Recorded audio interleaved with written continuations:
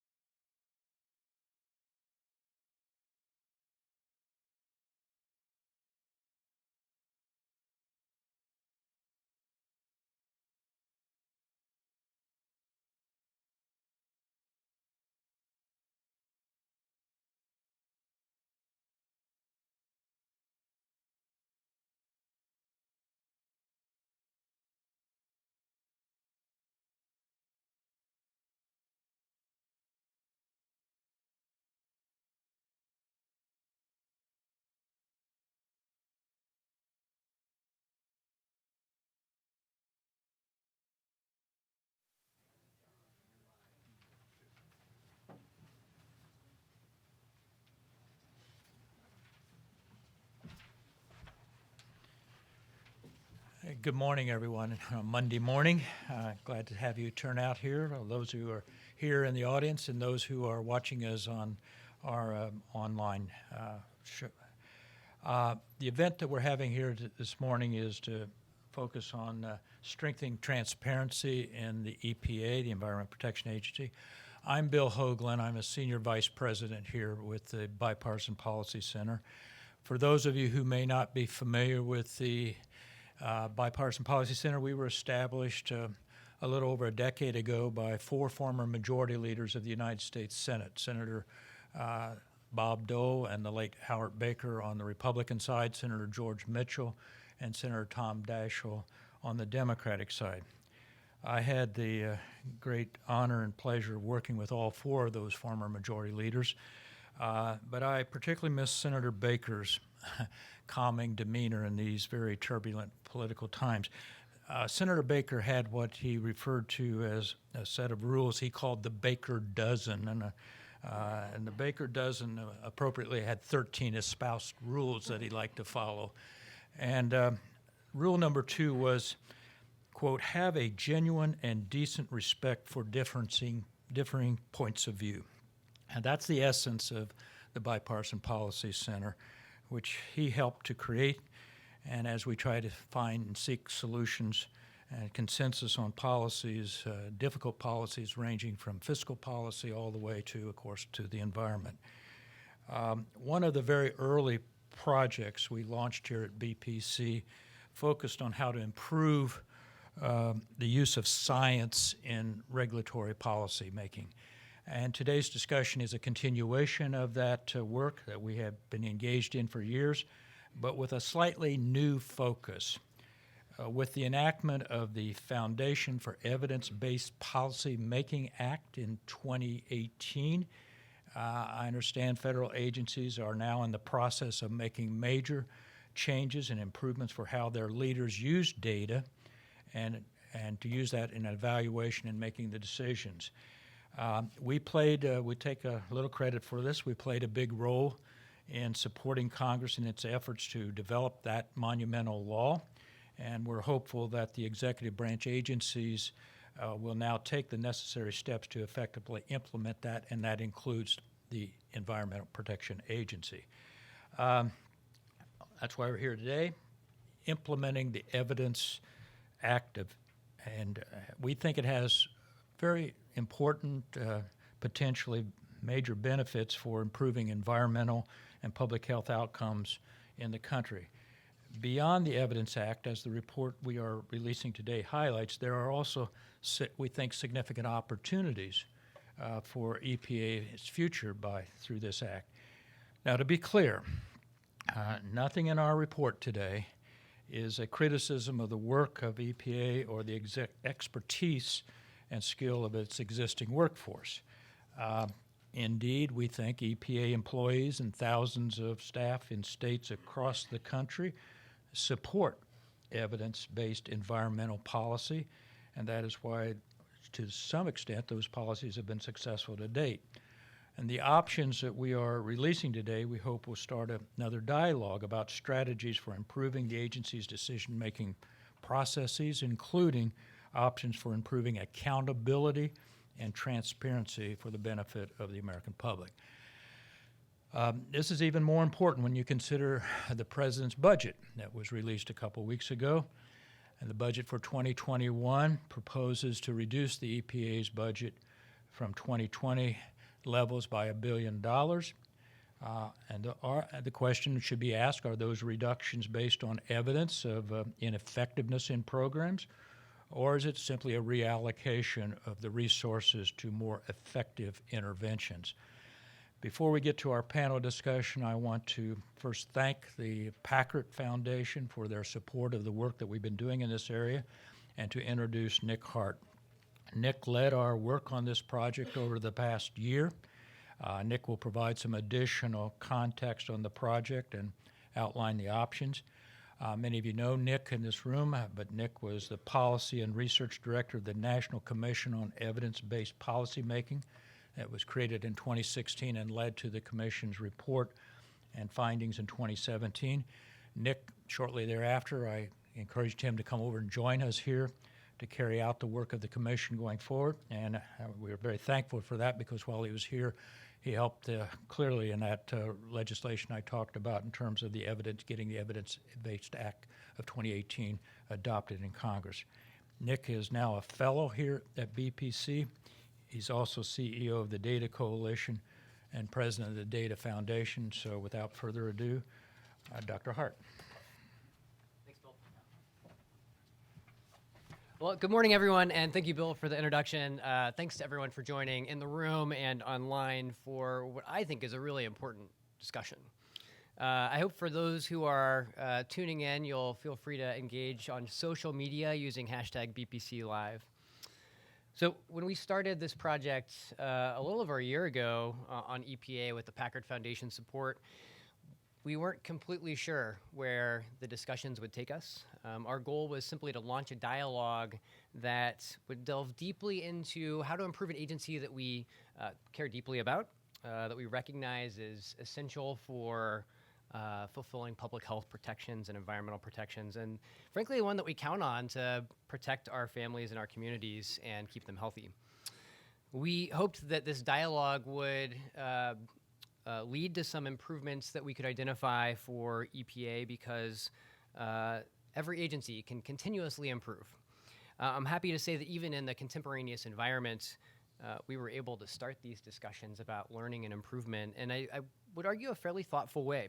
As I'll describe in a moment, much of the emphasis in the report that we're releasing today is on data and information and analysis, clarifying processes, and even improved communication. So as EPA turns 50 and we begin to think about the next 50 years, we know EPA is often heavily politicized. It's an agency that faces criticism for virtually every action it takes, often litigation for some of those actions. We know there are some who want the agency to be larger, some who want the agency to be smaller. Bill mentioned the budget proposals that have been floated for EPA. We also know the agency is not perfect, and that's not a criticism, it's just the reality.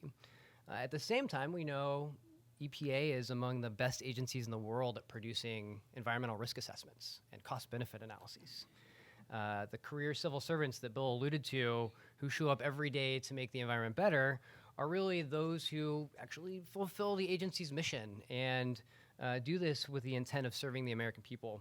So the overarching question in my mind is, how do we support them in that work to fulfill the agency mission as well as possible? How do we sustain a culture of learning and improvement at the agency while it's using science and evidence to fulfill the agency mission? So over the course of the last year, BPC hosted a series of roundtable discussions, countless meetings with experts from a really broad cross-section of perspectives: environmental groups, industry, academia, nonprofits, current and former EPA employees, and even oversight officials. BPC worked to understand the context in which EPA implements many of the activities while engaging in transparency that supports accountability. And all this while using the best available science possible.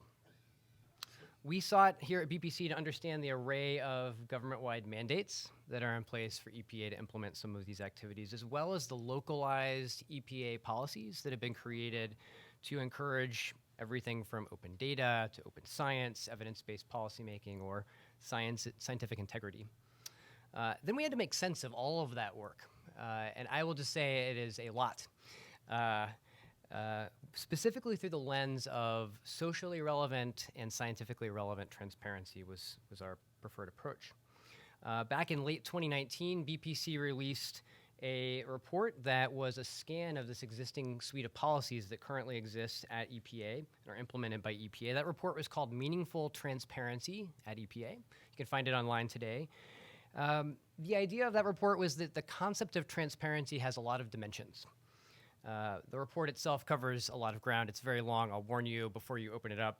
But it concludes with a conceptual framework, which is an attempt from this organization to tie together all of the different themes and policies that EPA is implementing in practice, but also applying the latest thinking and research on evidence-based and science-based policymaking. Our work was not intended to stop with the conceptual framework or the academic exercise of just simply describing the state of the world as it is today. BPC, this organization, prioritizes getting things done. And that's why we needed to conclude this project with some actionable suggestions for policymakers and the broader community to consider. So today, we're really thrilled to release the second piece of the project, the second phase of this work, and it's a report called Strengthening Transparency and Accountability to EPA. It's a policy-focused report. As Bill mentioned, it's a suite of options that focus on devising strategies for EPA to continue to build and strengthen the agency's long history of using science and data and evidence to make good decisions. A few notes about the options before I provide a quick overview. The options are not intended as critiques. As Bill noted, I want to reinforce that point. It's certainly not a critique of the EPA staff and the expertise that they have. That said, we did identify some gaps that are worth discussion. The options are also not presented as unanimous suggestions from an expert panel. While we had dialogues and roundtable discussions and the options came out of those discussions, in all likelihood, the participants would not unanimously agree on all of the options that are presented here, which is why we're not calling these recommendations. They are options. Those who have worked closely with EPA know that participatory processes and stakeholder engagement are actually really important parts of how the agency operates, probably even fundamental to the agency's success. We do hope that these options are a starting point for a longer discussion, maybe even a debate, about how EPA improves itself in coming months and years. But ultimately, we want all this to lead to action. That's the point. So we hope that when you look at these options, you'll also agree that some of the ideas are not that controversial. Some of these are things that we could probably do today with very little or no controversy. So this morning, we'll start that discussion publicly, featuring expert panelists who will come up to the stage in just a moment. Before we turn to the panelists, I want to provide a very quick overview of the 25 options that are in the paper. I will not go through all of the options because there are 25. For those who are here in the room, you should have a copy of a handout. On the back side of that is a listing of the 25. For those who are tuning in online, the report is now fully available on the web, and I encourage you to take a look.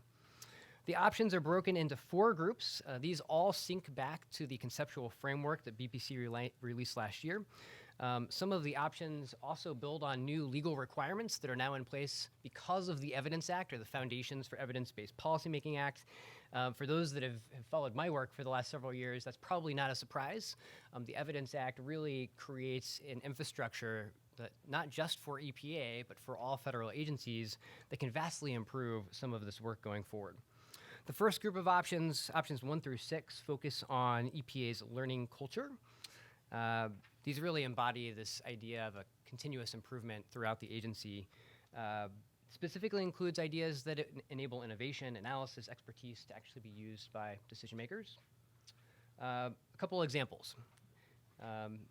Removing limits on how experts within the agency share scientific perspectives. Considering the possibility of new models for soliciting feedback from the American public or the scientific community about regulatory actions.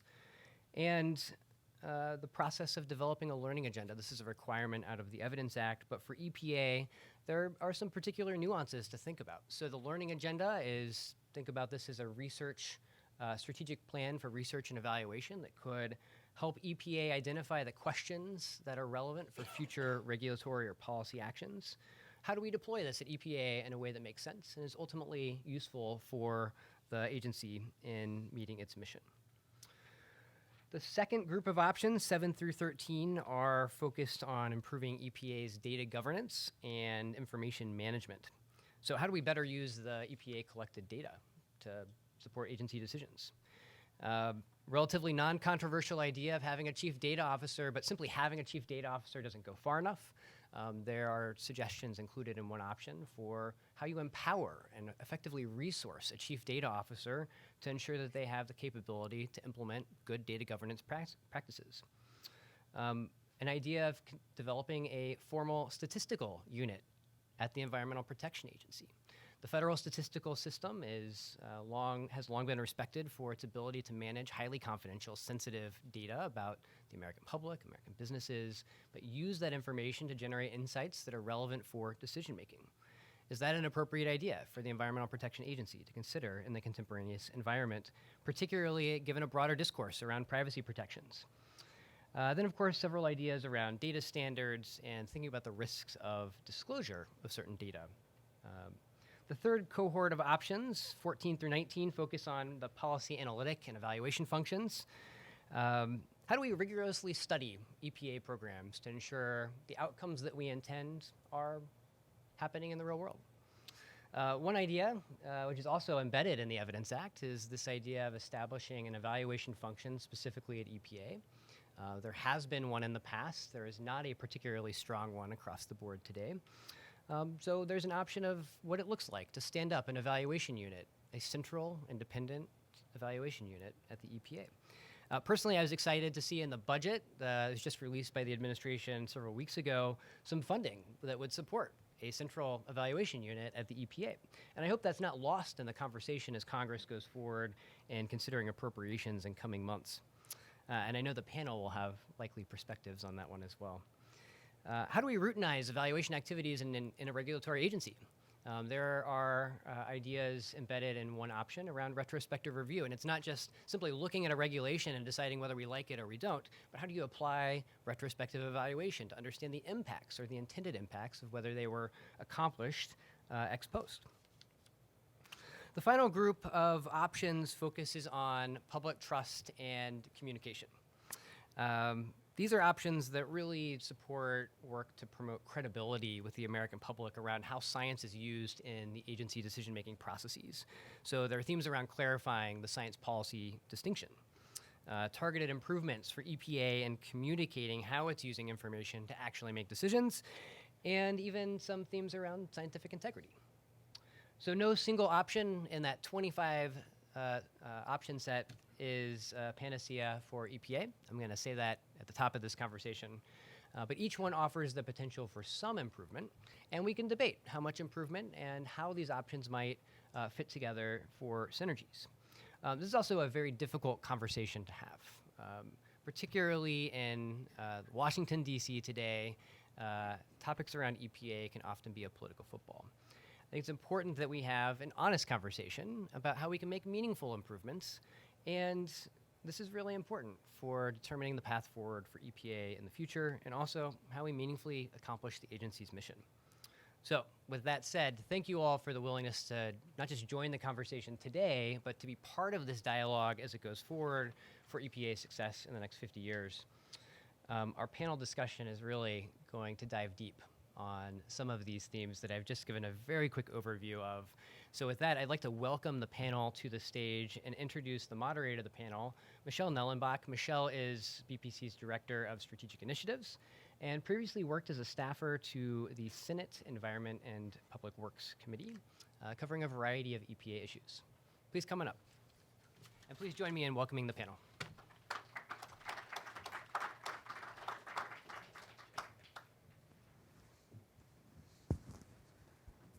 Well, welcome, and thank you all again for joining us. And I just want to give a shout out to my colleague Nick, who drafted the report that was released today. He did an amazing job providing some pretty good insights and a potential path forward for the agency to improve on some transparency and data management and evaluation. And so congratulations. And so with no further ado, I do want to jump right into the panel because we have an awful lot to talk about today. So what I'm going to do is I'm going to introduce them all and then ask them to make a brief opening statement. So first, we have Stan Myberg. He is the Director of the Sustainability Graduate Program at Wake Forest University. He served in multiple senior positions during his nearly 40-year career with EPA, including as acting deputy administrator during the Obama administration. Next, we have Susan Dudley, who is the Director of Regulatory Studies Center at George Washington University. During the Bush administration, she served as the administrator of the Office of Information and Regulatory Affairs at the White House's Office of Management and Budget. Next to her, we have George Gray, who is a professor at the Milken School of Public Health. During the Bush administration, he was the assistant administrator for the Office of Research and Development at EPA. And finally, we have Matthew Stanislaw, who currently leads the Global Battery Alliance at the World Economic Forum. During the Obama administration, he served as the Assistant Secretary for the Office of Land and Emergency Response at EPA. So welcome to all of you. Thank you so much for your willingness to be here today and to talk with us. So I just thought I would open it with giving you each kind of an opportunity, and we can start at this end with Stan to talk about, why this report matters and what you think is happening over the agency, and give us some insights on the issues that Nick raised. Well, Michelle, thank you very much, and thank you to Nick and Bill for the invitation to be here, and it's fun to see some familiar faces in the audience as well. A couple of general quick comments on the options as a whole, and then one comment specifically on program evaluation, because I am now old enough to where I feel like sort of the last of the Jedi from the old program evaluation division. But my general comments about the options is, first of all, that all of these options require resources that the agency currently doesn't have. And I can speak about that in more detail, but I just simply lay that out there as a reaction. The second is, all of these options will require leadership that genuinely wants to learn from data. You have to want to know the answer. Otherwise, any pursuit of collecting data is not really of much value. The second is that all of these options would benefit from laws that encourage and allow adjustments based on evidence-based learning. You can think of this by analogy to the adaptive management model that you see in watersheds. And one of the challenges we have right now is it's really been 30 years now since the last major overhaul of one of the agency's major statutes, with the exception of TSCA, which was kind of a special case. And that was the 1990 Clean Air Act amendments. And so there's some, the process of that is the laws passed between 1970 and 1990 were very, very prescriptive, almost more so than any other part of the United States lawmaking. And there are all kinds of reasons for that, but we've seen benefits from that in the environment, but there are also challenges with these laws which could stand some review. Another thing is that all of these options require that analysis and evaluation not be framed as a substitute for action, but rather as a guide for action. It is easy, and EPA is good at this, to fall into the trap of paralysis by analysis. That's not really beneficial, but you need to have the analysis, but also some bias for action. Finally, the options require that we follow Aristotle's dictum to not require more precision than the nature of the subject will admit. And this is a challenge. Quickly on program evaluation, I just note that I think the idea of a separate division is a good idea. The evaluation function in EPA got started really by Bill Ruckelshaus and Russ Train, and Al Alm, and Al in particular really pushed this. And I think its demise in some ways occurred as much under Democratic administrations as Republican administrations. Why that is, we could discuss later. But I simply would note that this can be done right and it can be done wrong. And wrong, I think, would be to create a second Inspector General. The agency really doesn't need two IGs. The agency does need an evaluation that follows principles articulated by Jerry Emerson, a former director of that division, in a book that's been underappreciated called Practical Program Evaluations. And it involves a lot of partnership between the evaluators and the program itself, and an understanding of their constraints. People who do these programs generally know where the problems are. It's a matter of helping those to get visibility. So, Michelle, thank you very much. Thank you. Susan, you want to jump in here? Yeah, that was really interesting, Stan. And thank you, Nick, for your opening remarks. I'll just reiterate that this report, that I guess you all have the highlights of it, but it does build on that excellent report that BPC issued last fall on meaningful transparency, including themes of focusing on enabling public interpretation of complex information and ensuring public trust in EPA information. And Nick, I think as Bill's introduction made clear, is really the expert. He's a leader in evidence-based policy, and this new report reflects his seriousness and his willingness to approach problems with a fresh perspective. So I think you're going to find it quite valuable. Some of the options are a little more aspirational, but a lot of them are really concrete and process-focused. And I will agree with Nick that everyone is unlikely to agree on all the options. But I will also just remind people they're options, they're not proposals or recommendations, but they're options. And I think that we likely would agree that the report has identified the right big picture themes that need to be addressed, and not just at EPA, but elsewhere in the federal government. So the notion of the learning culture, data governance and management, analysis and evaluation, and public trust and communication. So I am hoping that it does launch a dialogue, as you both mentioned in your intros, on the specific options, and I look forward to discussing some of them in more detail as we go on. Great, thank you. George? Hi, and I'd also like to thank Nick and the BPC for inviting me. I'm excited about this report. In my mind, this builds on work that the BPC has been part of going back 10 years or more that's looking at applications of science to policy. That's the thing that I care about. And in this particular report, and the areas of interest to me are those that are focused on making sure that we're doing a good job of putting the best science into our policy, that when we put that science into the policy, we do it in a way that people can trust and respect, and that'll lead to good decisions. And then finally, I think the notions here that build on the idea of evaluation are really, really important, because that's how we check our work. How have we done with our analyses? How have we done with our predictions of the benefits we're going to get from some particular intervention that we're going to do?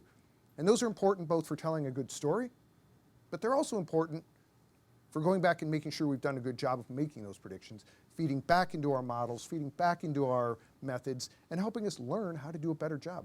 So I think there's a bunch of stuff in here that I will be happy to talk about, and I think it's a really great set of options for moving forward those science and policy things that I get particularly excited about. Great, Matthew?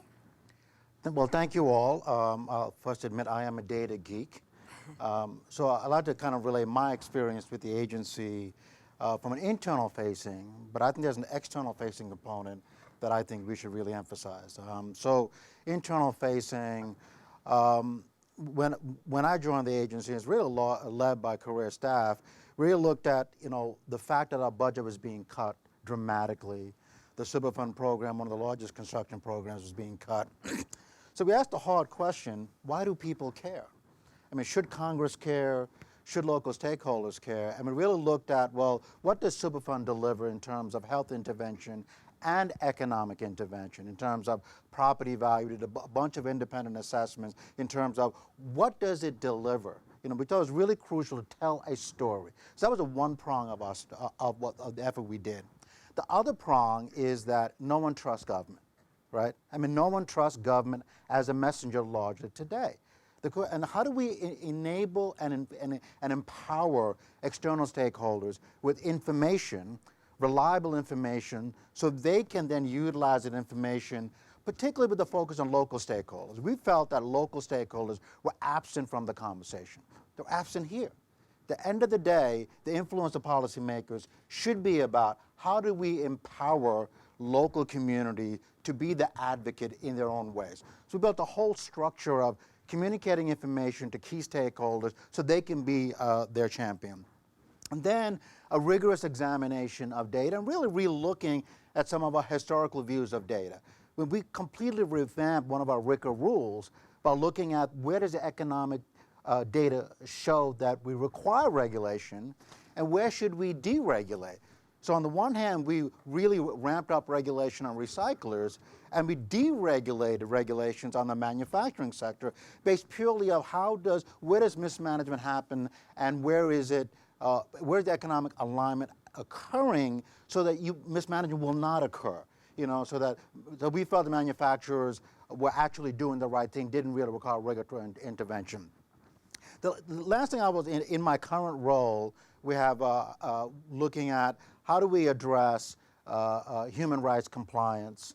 How do we address greenhouse gas disclosure? How do we address what I call circular economy? And 90% of all data has been created in the last 3 years.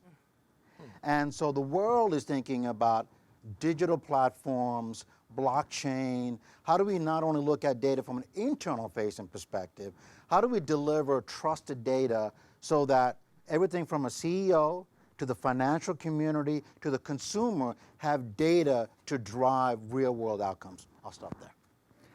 Well, thank you. Actually, BPC recently launched a project around artificial intelligence and data, and so I may be following up with you on some of that. But obviously there is a whole lot for us to dive into here, and so why don't we just kind of get into some of the recommendations? And I wanted to ask each of you, of them, which do you think could have the? Do you have positive reactions to? Are there any that you don't think will work at all, or so I don't know who wants to jump in there and kind of talk about your take on the proposals. Well, Michelle, I'm happy to start. I had one that I didn't like as much and one that I liked a lot, but have an interpretation question. The one I didn't like as much, and this may be overreading by me, was the one on performance reviews. The way, at least performance review in the way in which that gets heard in EPA is the individual meeting between an employee and their supervisor over how the year went. And while I think it's worthwhile commenting on the interest in performance reviews and to have that kind of leadership support for use of information, performance reviews are really not the place for what's being talked about here in evaluation. It's more about a program review. And that depersonalizes it to some extent. So that one I think could perhaps use some reframing. The Data Governance Board is a very interesting model because, as the report correctly noted, much of the data EPA has originates with states. And it means that the board would have to be structured around a joint governance model similar to what you have with the E-Enterprise Leadership Council now, and an initiative that has spanned multiple administrations now and is something that really reemphasizes the importance of the partnership between EPA and the states around this area. So that would be, I think, an important element of any board that you would have. So, and ideally, that would be recognized in federal law. I'll go next, and I'll try to be shorter. Sorry. No, not shorter than you. You were brief. I had a lot to say, so maybe I'll try to shorten it a little bit. Because I found a lot that I liked. I was particularly drawn to two categories, the learning environment and the enhancing policy analysis and evaluation. And on the learning environment, both Nick meant this and Stan, you said this, that one of the constraints is what the report calls the existing legalistic and regulatory ethos may conflict with the concepts of learning and continuous improvement. So I think there are several options there that may start to address that. So I could talk more about that, but I'll try to move more quickly. So on the learning agenda, I think one thing that we might particularly focus on is the value of information approach, the VOI. What if we could reduce uncertainty on which assumptions or which variables that are important in our decisions, which ones are the most important ones to focus on? So I think that there are ways that we can use some of these options that way. The option Nick mentioned, removing limits on sharing, I think that one also, I think it's important, but I also think that we need to keep in mind some of the recommendations in the final category, which are to distinguish science from policy, and George may talk more about that. Because we don't want lawyers to be able to say whatever legal theory they have, or economists to say whatever. I think that we need to be able to be pretty clear that we're sharing scientific data rather than our policy recommendations. Let's see. Okay, routine evaluation, and this is in the third category of outcomes. I think that is so important. George mentioned it in his opening remarks, that if we don't, the scientific method is putting forth a hypothesis, gathering data, testing that hypothesis, and then learning from that feedback. If we never evaluate, or what did you call it, check your work, we're losing a lot. So that I think evaluation has kind of gotten a bad rap because we think we're evaluating to see if we should cut a program or reduce costs. I think evaluation is much more important for learning for the next policy that we're developing, and make sure that we really are doing things that focus on the goal. Well,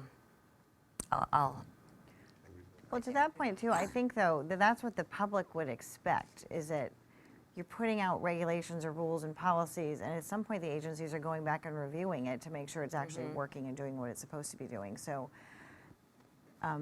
George, you want? Evaluation is something I think is really important.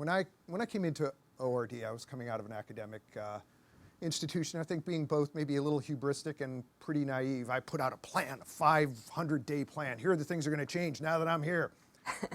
Not very many of them did, but one of them was really trying to increase notions around evaluation. And it turns out, and I continue to support within the Office of Research and Development, work with the Health Effects Institute that was under the umbrella of accountability research. And the notion here is that you're looking for opportunities to test whether your interventions are working. There's still really cool stuff going on now. EPA had a lottery for retrofitting school buses. So it's like a randomization. And University of Michigan researchers are going in and looking at whether there are differences in the health of children in places where their buses have been retrofit or not. That's the kind of learning that we want to do. I think the name accountability is terrible. This goes sort of to Stan's point. Accountability feels like somebody's looking over your shoulder to slap you. Evaluation, understanding, there are other words that we can use, but I think that those sets of recommendations are things to me that really make a difference. One other quick place where it's important is telling the agency's story. I'm sure everybody here has seen the administrators called up to testify, going to testify about all the great things that the agency's done. Almost all you ever hear is like, look at the NACs and how much air pollution's gone down. It's because it's one of the few things we measure. We don't go back and measure the outcomes of all of the other things we do. So you hear the NAC story over and over, and we don't have the kind of data to say, what has Superfund done? What have we done with TSCA? What have we done with our pesticide law? So doing those evaluations, I think everything we can do to help advance that is really important.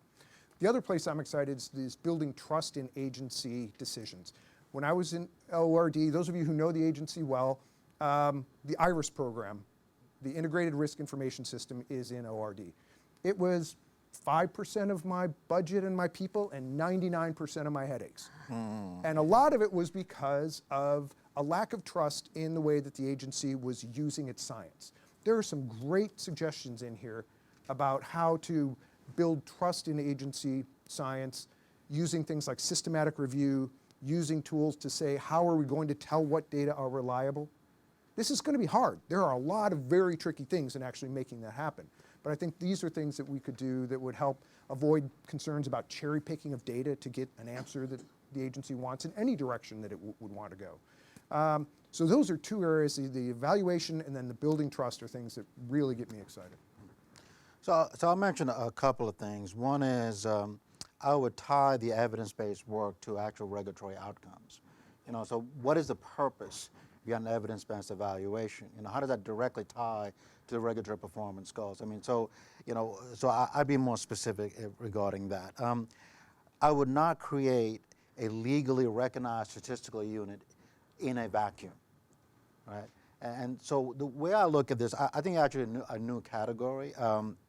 Again, I go back to internal-facing governance and what is the policy goal, right? Regulation is one way of achieving policy goals.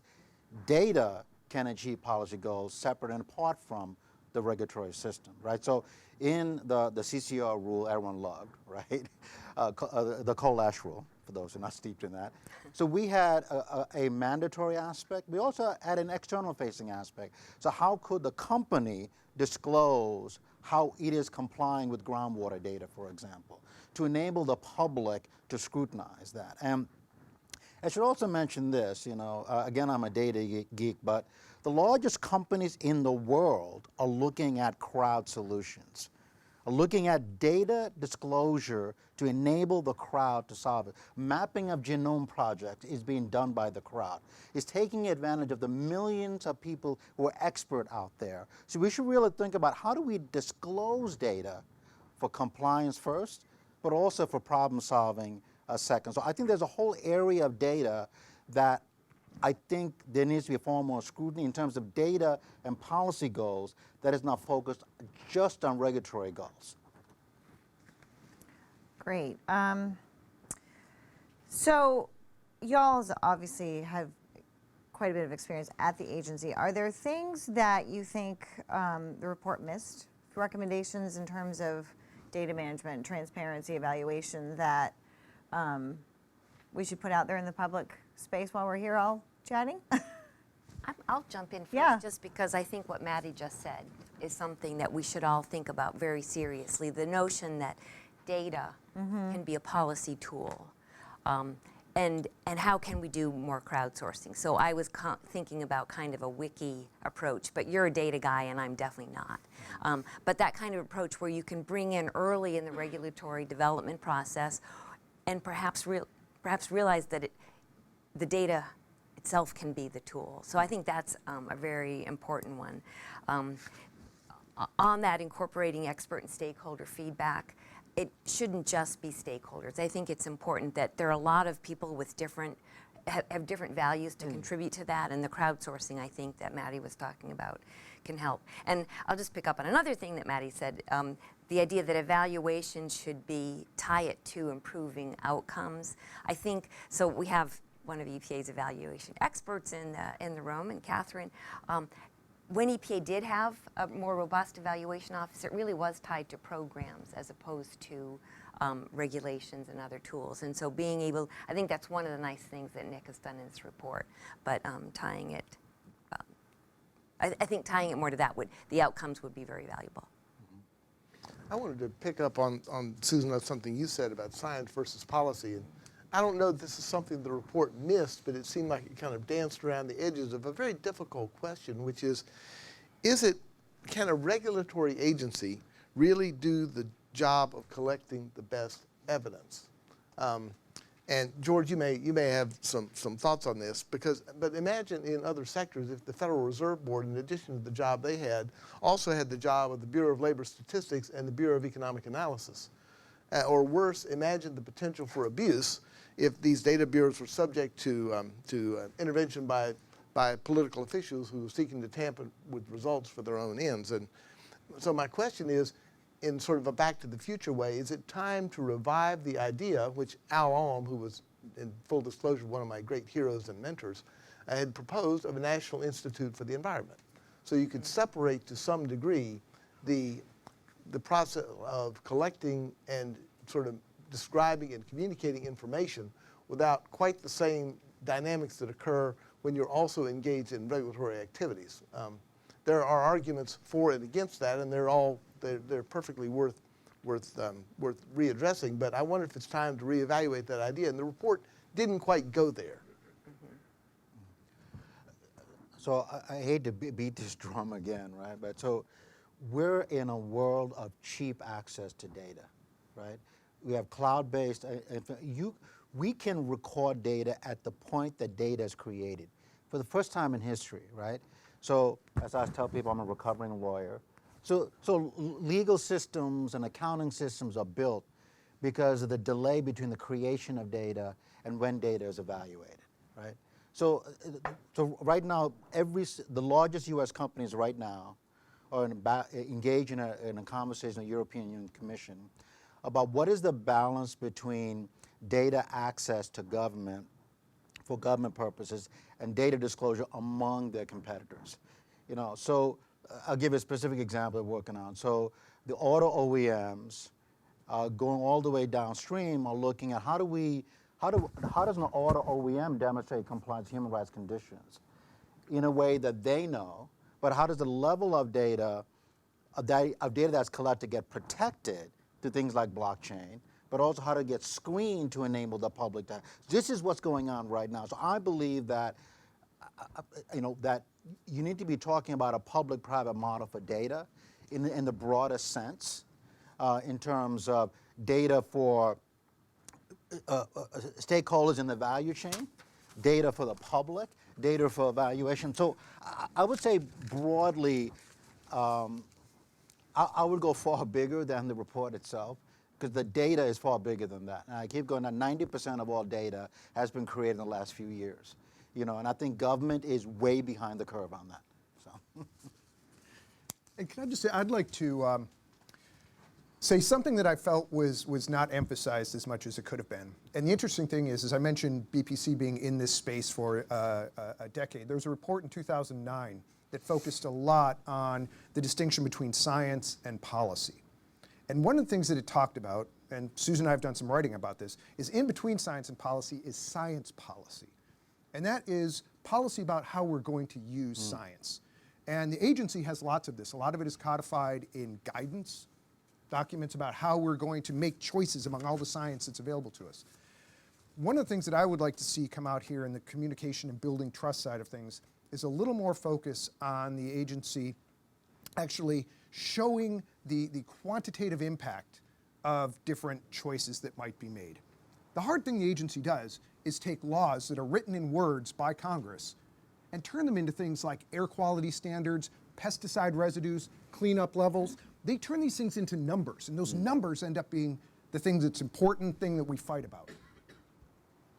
I think that if the agency were more clear about the true uncertainty in those numbers, by doing it quantitatively, show what different science policy assumptions would lead to, that could help to diffuse some of this debate. It could build trust in the agency in the way in which it's doing its analyses, and it would put the decision-making in the hands of policymakers, not in the hands of the scientists doing the assessments.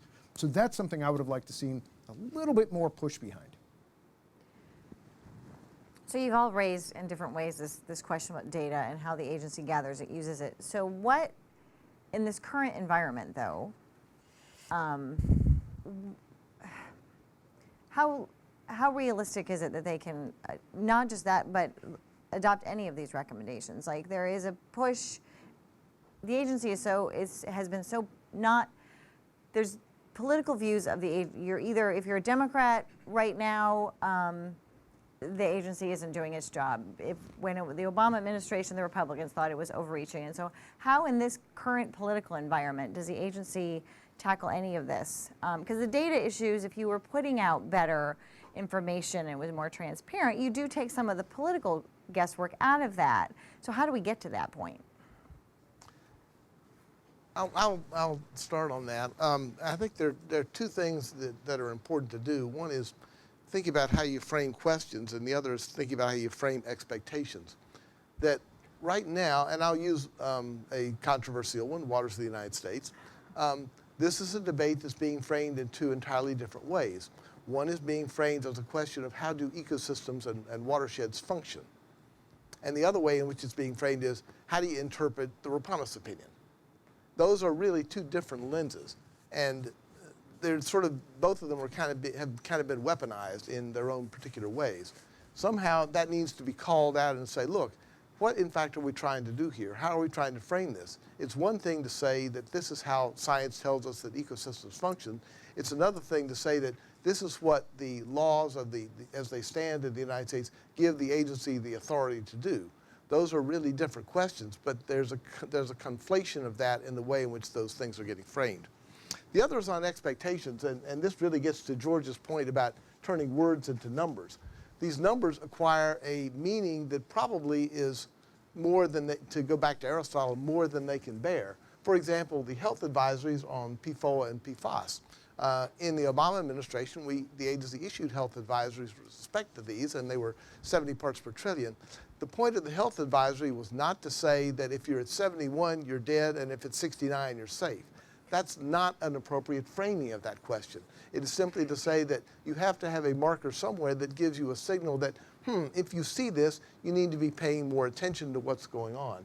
And the communication about that is really, really hard, but really, really essential. I think this uncertainty that we've all talked about the science inputs or about predictions based on the scientific inputs and the assumptions, that is really important. And it's important to be more clear and to be able to communicate it better. But it gets back to the legal system that we're in. If you do communicate, well, gosh, if we use these assumptions, we'd come up with this answer, and if we used a different set of assumptions, which are equally valid, we'd come up with a different answer. Well, the courts are going to overturn that because they'll defer to you if you have the expertise and say, this is the answer to the third decimal, whereas they're less likely to if you say, here are our uncertainties, and we made this decision because in the end it's a policy judgment because the science doesn't point us to the answer. So that doesn't answer your question really, Michelle, but I think it's tricky. I think more an answer to your question is it really gets back to this learning culture. And the more that we can do the more iterative work and experimentation and learn from what we've done, I think that may be the way to start small. And I mean, it does run the risk of paralysis by analysis. But if you can earlier get your information out, use the crowdsourcing to get feedback on that, then I think that we can learn before we issue something that becomes a standard that then we're locked into if we find out what didn't work. Yeah, let me just underscore the idea of experimentation. I mean, I think that if you go forward with this, it's going to be viewed as an inside DC bureaucratic exercise, right? Well, let's just call it for what it is, right? We're at a world where science is increasingly not trusted. We're at a world where institutions are increasingly distrusted, right? You know, when I look at some of the polling of where do people trust local sources of information far more than national sources of information. So I would highly recommend, and I don't have the perfect, but the idea of experimentation and maybe translating this to a few programs that are more localized in nature, and then find out from that, you know, and then learn from going. Because I think if you announce this as a new initiative, I think it's just going to fall out, just given the dynamic that we're in right now, as a whole new ramped up initiative. You know, so.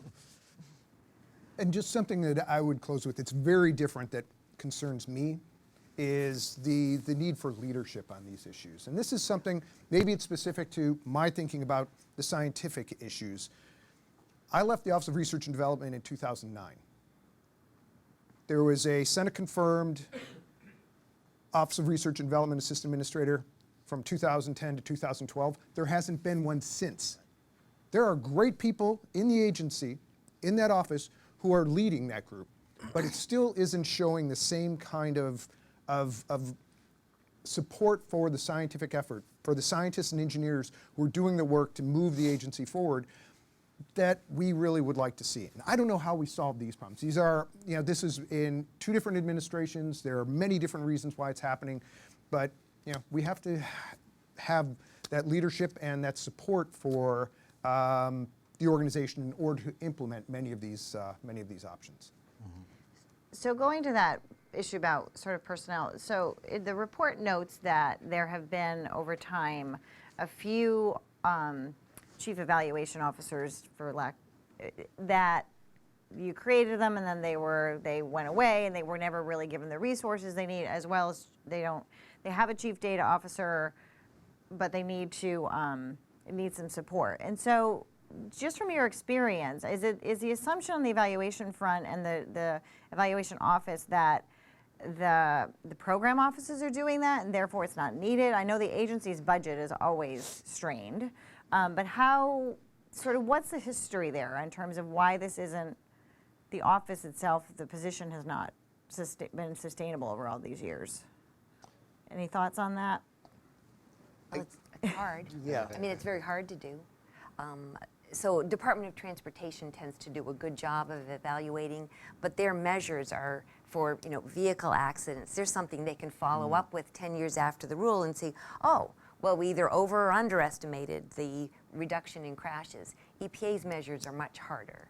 So I think for one thing, it's that it's hard. But all of you have experience in EPA, at least more recently than I do.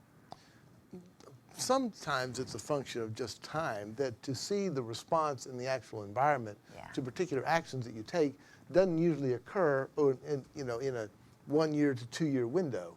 And once you start getting outside the 1 year to 2 year window, for when the average time horizon of a political appointee is about 2 years, it's kind of hard to get them to really engage in that as making an investment in the long-term future effectiveness of the agency. Now, EPA has been very fortunate that you had people like Al Alm who thought that way, but it's very hard to get that going, and it's hard to get budget support for it, and it's hard to get internal institutional support given all the other pressures that are on the agencies, whether through oversight from Congress or specific statutory deadlines, which tend to be the main drivers in setting that and court suits tend to be the main drivers in setting the agency's agenda on a day-to-day basis.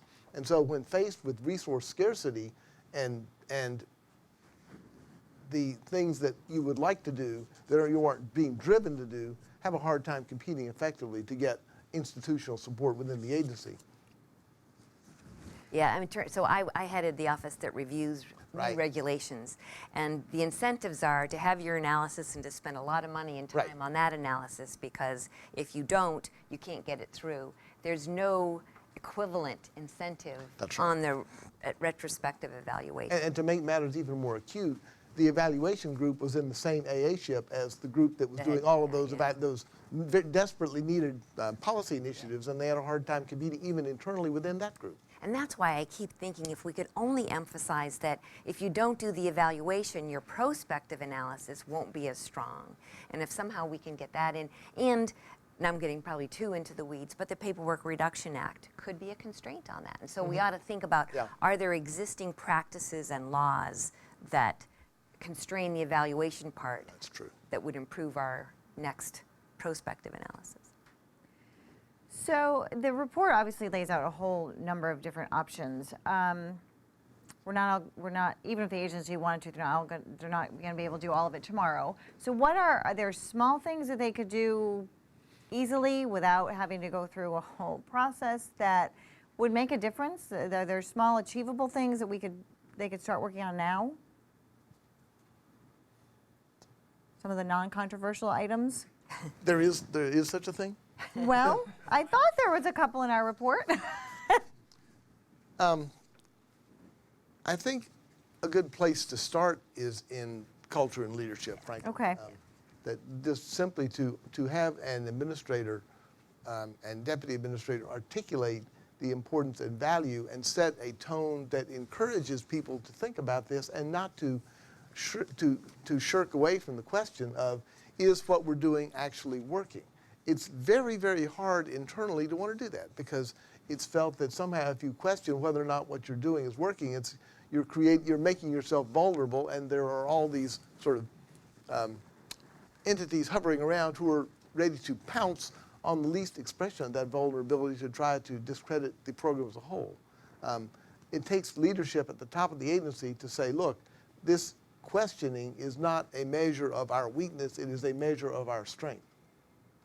Yeah, and related to that, I think the options in the first category, the learning culture, I think those may be the ones that can start to achieve that.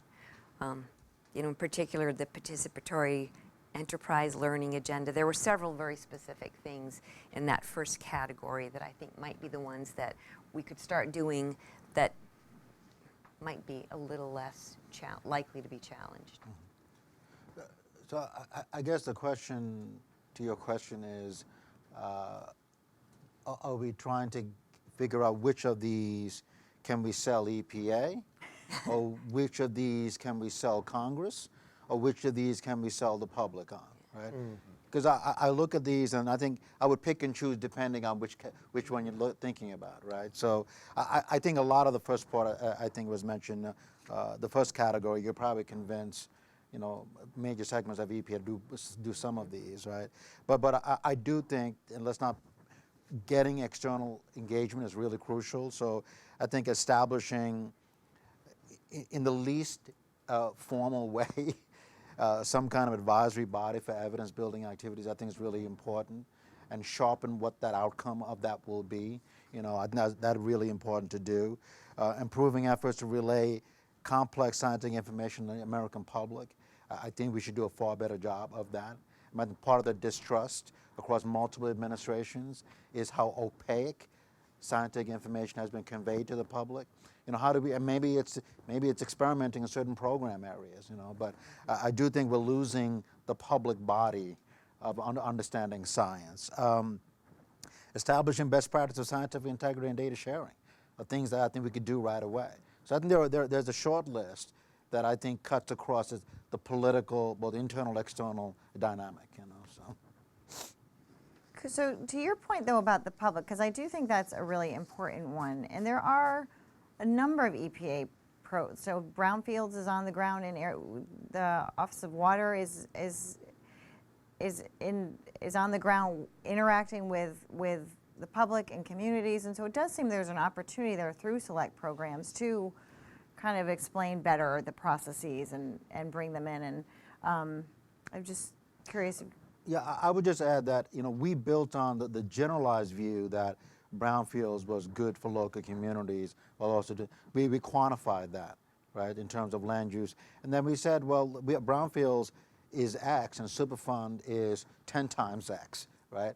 And what no one would convey, people thought that Superfund was a sunk cost, right? Mm-hmm. What we were able to show is that investment in Superfund, $1 Superfund returns multifold, in terms of real estate value and avoid disease consequences. We're able to translate that into real world outcomes.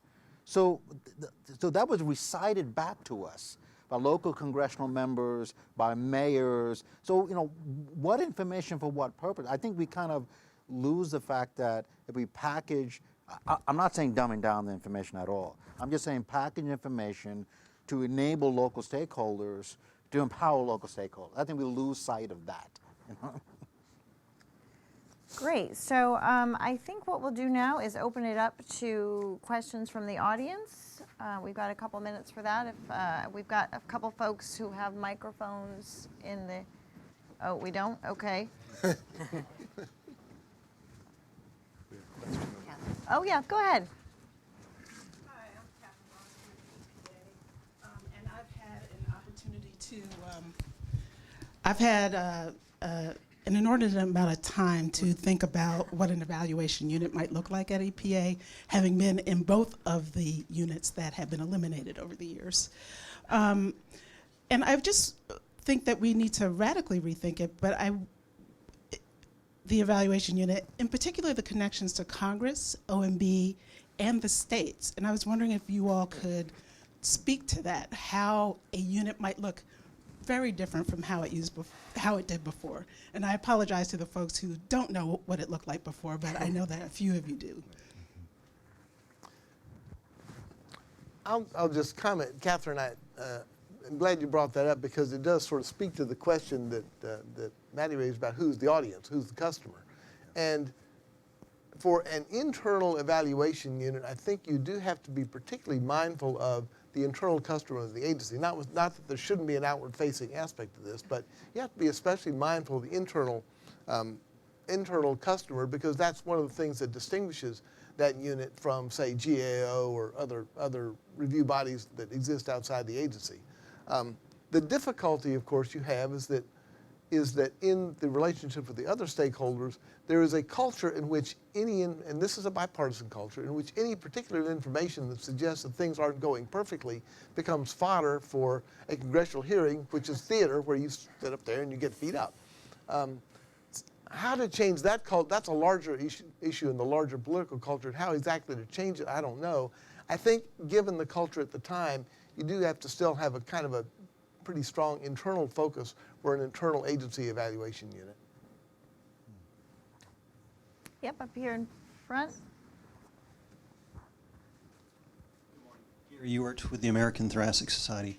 A couple of the panelists in talking about how to restore the public's trust in EPA talk about better defining uncertainty.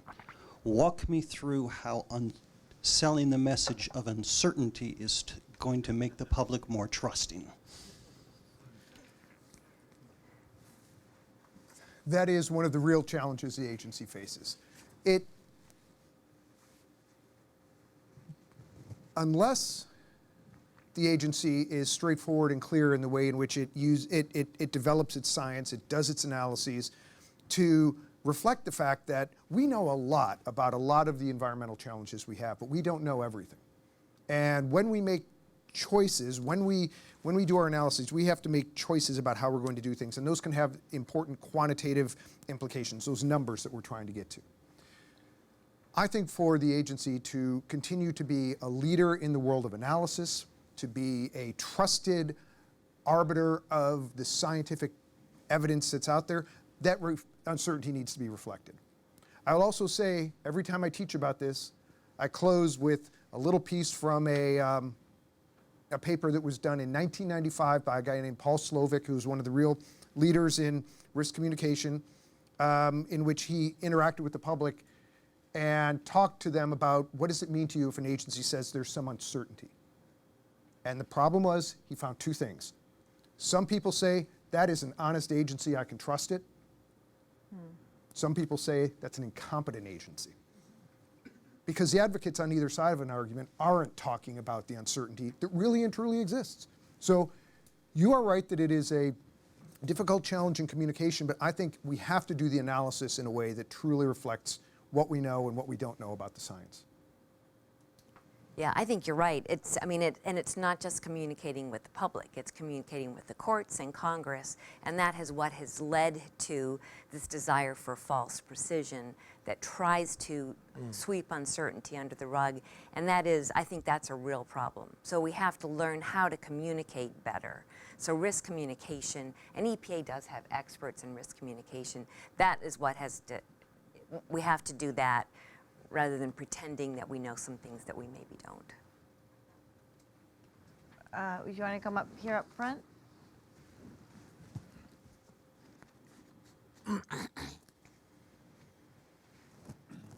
My name is Walter Tejada. I'm with Tejada Consulting Service. I do a lot of political immigrant rights advocacy or community organizing. My question focuses around the culture of administrative leadership that's needed within the EPA, and to then hopefully have the application of science to policy. The issues, the Environmental Protection Agency is supposed to be protecting the environments using data that is not just used by the government, but certainly by a whole range of private industry to draw from and have their own policies and have some regulations. What, for those who are skeptics, and we have a range of people that say global warming is a hoax, to those who say, my goodness, the world, as we know, will end by in the next few years. What can the EPA do? And I understand the culture of administrative leadership is needed, because you need, you have organizations that can be from the top down, but most of the times the leadership at the top sets the culture. So what can you comment to push the envelope just a little bit more? This is not being partisan. I really like the Bipartisan Policy Center because we focus on the subjects that matter, And I'm delighted, by the way, to have professionals from both parties that serve. And really, you probably were you're doing your job, not necessarily reflecting the Obama or the Bush administration's policy. You were doing your job, and which some of us expect. Could you comment about how can we push the envelope of those folks who are skeptics and those who think that the world will end pretty soon, so that the EPA can lead the way to help us with the environment and all there's 100-year floods that we're having every couple of weeks. Something is going on. Something is bad. I've thought about that a lot, and I spent a good part of my career in EPA in the regional offices, and one of the distinctive features of the regional offices is they were just a little bit closer to being on the ground, if you will, than the offices and headquarters, and they found themselves at that wonderful nexus point of balancing the desire for local flexibility and the desire for national consistency, and there was always a tension between those two things. But what I found, and I actually teach this in my sustainability program, is summarized in the phrase of relationships before transactions. That if you do not have a relationship with any of your constituencies, then it's unlikely you're going to be able to communicate information that's going to be trusted. That it is easier, and this is no different from many other aspects of life, and to Maddie's point, the most reliable purveyors of information can be people who are right there and who are local because they have developed that relationship in advance. And so EPA needed in some ways to get better on the soft skills of doing outreach. The most effective remedial project managers or on-scene coordinators we had were not necessarily the best engineers. They were the people who took the time to listen to the concerns of the community and who by developing that relationship were able to then communicate even hard information in ways that it could be heard. Now that's retail, it's very time consuming, it involves working very closely with a lot of partners, especially in state and local governments, but also NGOs and business. So it's there's no quick fix in that, but that to me was critical.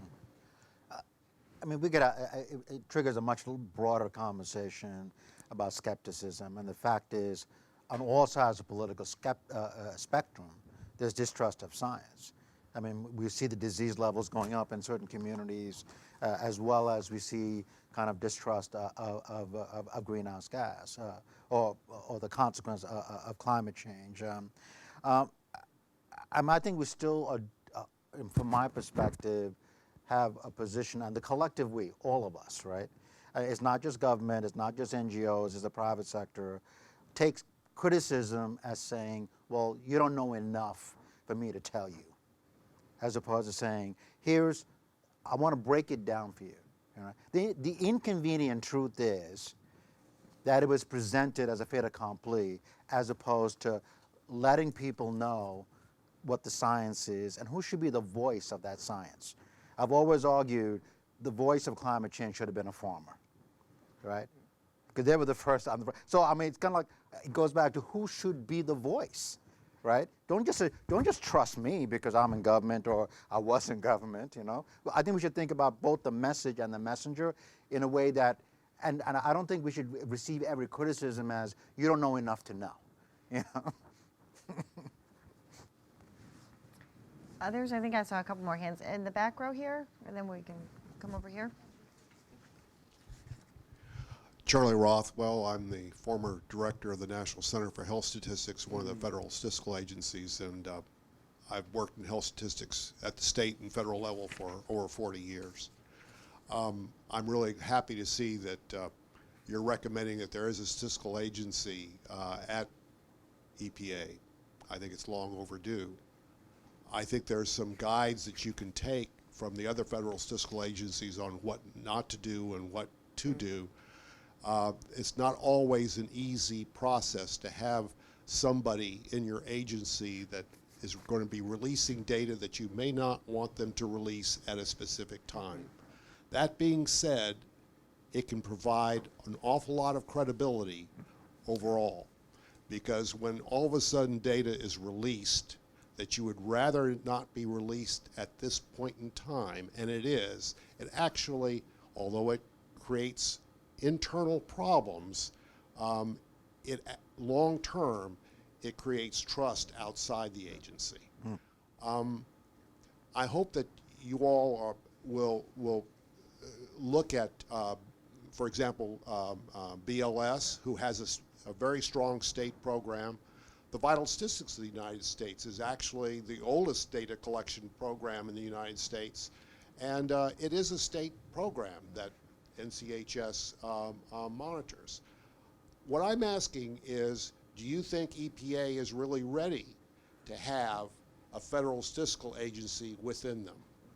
Would they really stand something up that could release not all data, but appropriate data that informs policy, doesn't get involved in policy, and informs the debate? Anyone want to tackle that one? Oh, sure, I will. After all my years at the agency, and I also spent a couple of years at CDC, so I got to watch some of the interactions with NCHS. So thanks a lot, very much for your leadership in that area. And that really gets to the point I made earlier about the conflicts between the different agendas and pressures that EPA faces. In the final analysis, EPA has been under-resourced ever since it was created, and the demands by very prescriptive statutes and very strong provisions for citizen review of agency decisions and for citizen enforcement of action forcing or agency forcing deadlines created in the statute created an environment in which the desire to compile something like a National Center for Health Statistics within EPA are always going to be overwhelmed in the budget competitions by the immediate demands of the moment. And so I think there would need to be some way to insulate that from the other resource and management pressures within the agency for it to be effective. Why don't we come over here, Dora? Good morning, I'm Michael Halpern, Union of Concerned Scientists.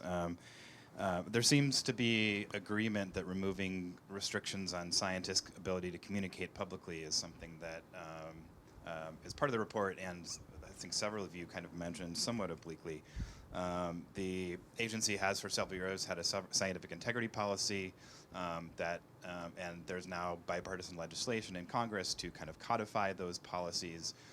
But there is varying levels of trust among agency staff about whether or not those policies are effective and whether they're going to be protected. So what is the role, and how do you create those bright lines so that science is able to be communicating publicly as it goes into OMB even before White House review, as well as at all levels, or all appropriate moments in the policymaking process? Well, this is one that I have that I think is important, but I think that there need to be we need to think very hard about it because there is no really bright line.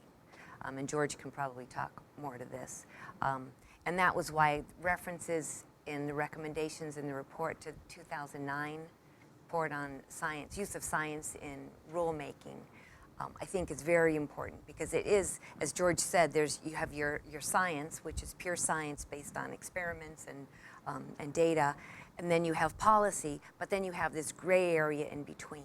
And none of us, it's very hard to resist the temptation to apply our policy judgments to things. And how do you do that? How do you constrain scientists from saying, the data say we must do this, as opposed to, this research shows this effect if we use the following experimental design. So I think we have to be very clear on whether it's pure science or this science policy.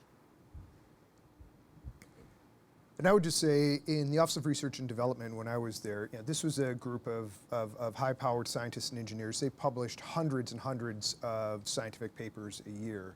And there was really no debate about them being able to discuss those results. We publicized them. We wanted people to know the great work that was being done within the agency. It becomes harder when those scientists are one of the inputs, along with the program office, with general counsel's office, with all of the other people that are involved in turning that science into a regulatory decision. And I would just say I guess to sort of echo Susan, it's really hard to find the bright line between where a scientist's scientific findings stop and their use in a bigger, broader process that is science plus, where the line is between those. And it's a hard thing to do. I think doing all we can to get our scientists out there is a really important thing. It helps build their careers. It helps build the credibility of the agency. It's an important part of having a science-based agency.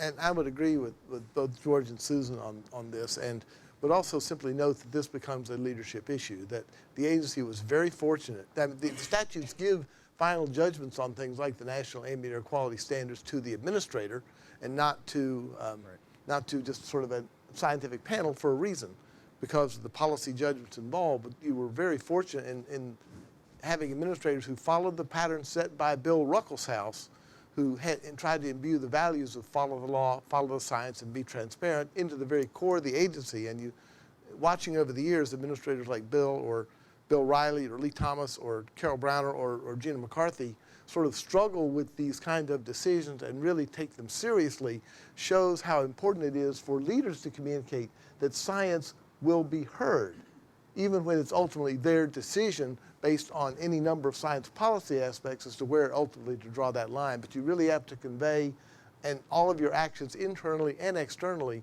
just how important those values are.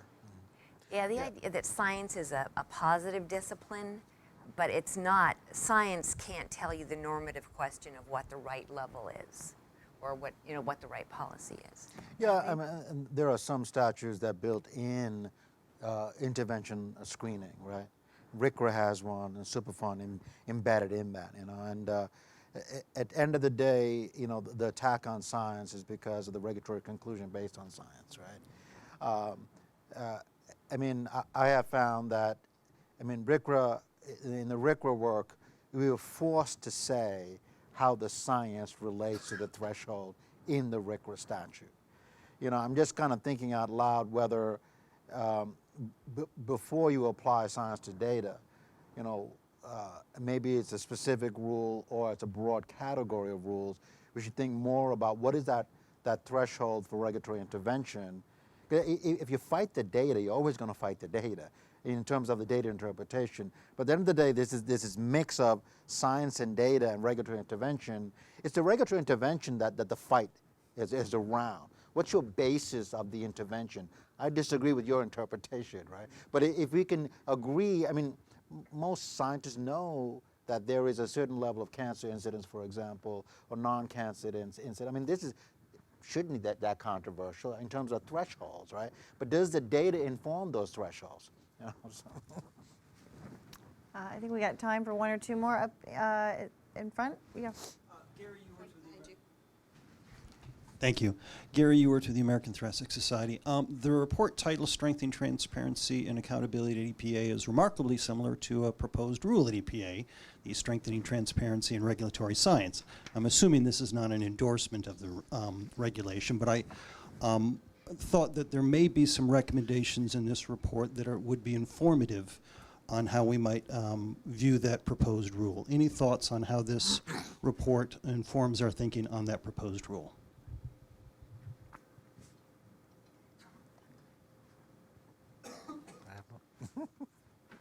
The reason I think you see us all looking at each other, at least I'll speak for myself, is that I haven't reviewed the proposed rules, so I really can't say. Okay. I gather it's being driven in part by the new statute, the data, which I'm blanking on the name of, the Evidence-based. Evidence Act. Thank you. The Evidence Act. Nick. And that my assumption is that the rule that's being referred to is a response for EPA to the Evidence Act, and how exactly, though, that is reflected in the proposed rule, I don't know. Is that something Nick wants to comment on? Yeah, Nick. I'd rather not. Okay. Okay. Good. One final question back here. Sort of just a Pat Garvey, general public. Not exactly. Welcome. The recommendation to create a chief data officer, how does that relate to the chief information officer not having a larger pie, constricted resources and few staff? Would that person just have another hat as the CIO, or would that go over to ORD, or would that also then fall into the chief statistician, which I think is still probably a position at the agency? So creating this new chief data officer, is this just another bureaucratic buildup? I'm looking at You want Nick? I have no comment. I'll take that on. If it is just given as another duty as a side, then I think it is mostly a bureaucratic exercise and will not have the kind of impact that I think the Evidence Act would like to have it do. I mean, this is one of the things that occasionally occurs, is that an initiative comes out and you find someone and you give them this nice title, and then you think you've sort of solved the problem and it goes away.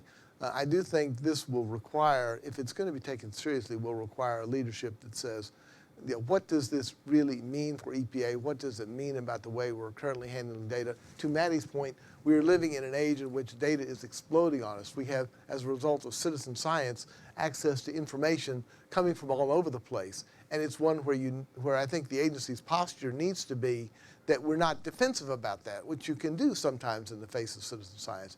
But at the same time, you want to assist and enable citizen scientists to be following rigorous standards of data quality as well. And that's going to take real investment and real work, because you have to engage with people, listen, help educate and train, and then receive and demonstrate that, yes, you got it, you heard the information that was presented.